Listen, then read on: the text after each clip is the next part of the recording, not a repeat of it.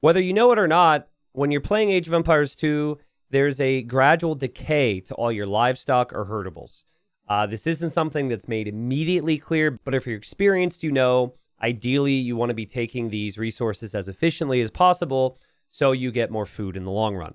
This is just how the game works, and so higher level players will optimize it so you have as many villagers on one at a time, and then, you know, you want to avoid having too many villagers spread out, or simply just sheep or deer sitting there without having any villagers on them, because the food is disappearing. This civilization coming in the new DLC, Three Kingdoms, though, changes that. The Jurchens have a bonus where your resources do not decay, making them the only civilization that doesn't have this. So I thought, let's do some testing to see how much of an impact this actually has. All right, so here we have a game where I am playing. I'm here in the blue, and then my two editors are playing. We've got Hardy over here in the red, and then we've got Ugly over here in the yellow. We're all playing as the Jurchens here, and basically our plan is to take the same amount of resources, right? Eventually, we did a lot of testing on the civilization as a whole, but you can see there's some slight differences there. You can see how that goat's not decaying resources. That goat's just sitting there. That would not normally happen. Same deal. That goat just killed, not decaying at all.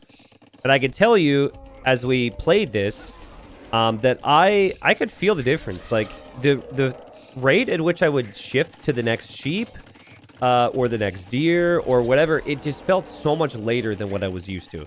So what we're doing, I'm just fast forwarding here. We're taking our 2 elephants. We're taking 3 deer, which already happens. You can see Hardy's built a mill. So we've changed up how we're doing it as well. And we're not going to take berries. We're not going to farm. So we're just bringing in food as quickly as possible. Here I finish the hunt. And there Hardy finishes the hunt. And then here, this is right before the farms come in, so no other source of food. So we have the goats, we have the elephants, we also had the 3 deer, and that is it. And what we come out to is this. Now, I have no clue how we end up at different numbers. There is rumor that with this new patch, there is an issue with the drop-off hotkey. So if you auto drop off, you're actually losing resources somehow. I don't know if that's true, but this is like really, really even. And this is the only number you need to focus on. Pretend that this is all the same. I can't make sense of this right now. Maybe you can let me know in the comments. But I want to show you what happens when you don't play with the Jurchens. All right, so here we have the next test. Now, of course, at the top it says testing the Jurchens. This is actually testing with the humans, because now there's decay.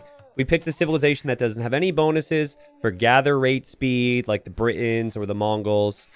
We just wanted a civilization that didn't have an eco bonus that would affect this. There are 4 deer this time, but we're only going to take 3 of them. Sorry, deer, you're not. I guess you're not deer. You're mouflon. I don't know if I'm saying that correctly, but and of course you can't eat the lion, right? So again, here I'm in the north. Now here, I was thinking about this. I was thinking there should be a difference in what we collect, like a fairly significant difference in between the 3 of us compared to the previous one, because we're bringing them in at different rates, just because of, you know, difference in skill. Now you could see, like here with Hardy, as he's shift queuing over to the next goat, which a lot of players don't do. Looks like he did do that. Here you've got Ugly. Is Ugly shift queuing as well over to the next goat? Let's see. Do they know what they're up to here? Is that a shift queue? Okay, one of the villagers getting pulled away. That's fine. Okay, that's pretty much a shift queue. Let's see how the elephant luring is. They were playing without hotkeys, by the way. Yeah, so there's some shifting around. It's not perfect, but it's like still really, really good. And here, I would say this is more on the lines along the lines of what you'd see with the timings of the pros. And actually, you can see with res collected, I'm like ahead right now, which, again, with how decay works, should mean that I should be behind. So anyways, I just wanted to kind of point out there were some subtle differences in how some of these resources are brought in and how the overall efficiency may be. And I'm going to show you the food count. Just check this out. So obviously brought in the food a lot faster, but what's the total? I was very interested. Also, I collected gold? Huh? Oh, yeah, I built a mining camp and collected gold. I completely forgot about that because we can't build a mill. Sorry, I'm stupid. So I'm capped, guys. I finished all my food. I'm at 1766. The others are still going. You can see here, no more food for me.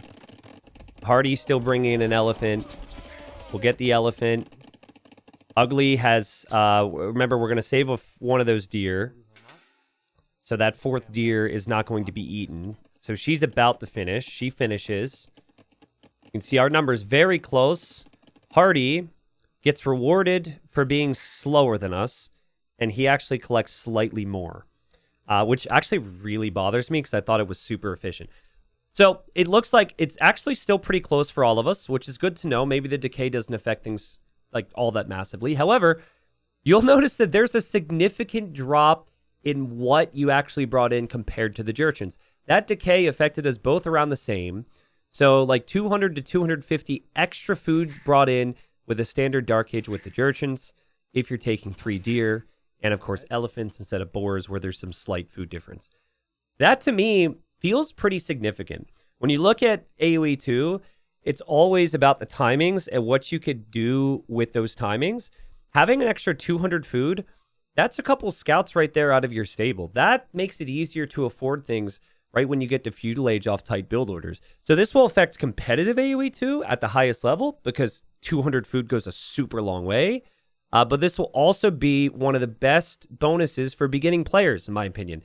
Because for noobs, the decay is a massive downside. And I think it's good for the game that decay is there because it adds skill elements to the game and it's things to slowly improve at over time. And it's a skill separator, which makes it unique from game to game. But if you're playing Jurchens, you really don't need to worry about that whatsoever. So this is, in my opinion, one of the best bonuses for beginning players, one of the best feeling eco bonuses in the game. And I really got to take my hats off for the devs here with this one because I think it's a really fun bonus to work with. And it's a unique one to add to the game.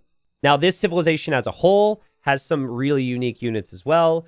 You can see some of them on the screen in action. And my plan is to bring lots of games to you guys with this civilization against civilizations that you know. And just see, like, how do these units perform as we learn about this new civilization leading up towards the DLC, which is coming out May 6th. Now, this DLC is going to have 4 other civilizations. There's a lot to dive into. What would really be great for me is if you like this video, leave a comment. The view count and all the feedback from the community basically, helps me get more excited about testing these things and diving in to bring you guys more content. So if you enjoyed this, if you're looking forward to more games, please just give me that feedback. And yeah, I mean, when the new DLC comes out, if you're a noob, it's okay. You can admit it. It's a pretty good civilization to play with. So plenty more to come on that, guys. Thanks for the love and support, and I'll see you all soon.